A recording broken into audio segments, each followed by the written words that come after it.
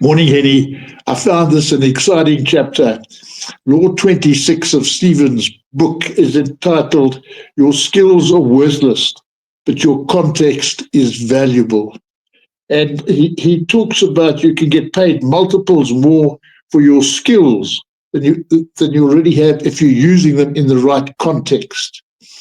He gives a wonderful example of a well-known musician who decided to operate as a street performer on a Washington, D.C. substation. And he performed for 45 minutes with his violin. And during that time, he earned $54.17, which is a pittance compared to the fact that he gets paid thousands when performing on the world's greatest stages. And I wondered how the chapter challenged you, Eddie. It was an interesting challenge. I normally read the chapter every morning just to see what happens. But when I read it on Monday for the first time, based on where I am right now, it got me thinking. And I did mention to someone at work during the week already, it feels like I am a Springbok player, rugby player that pitches up at soccer practice sometimes. I've got a skill set which means nothing in where I am right now. But I think the chapter also challenged me further to say, so if you do have a skill set and you are in a space where your skill set are not needed, maybe in terms of context, that is quite big.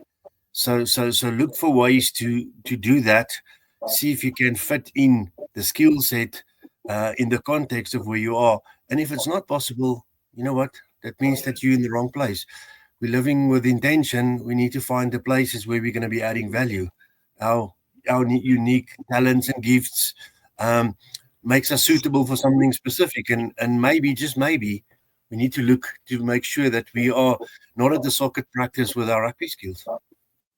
Yeah, in the chapter, he talks about breaking free from labels that are placed on us. And so often we have a qualification which comes with a label, and we wind up practicing according to the label and not according to our real skills.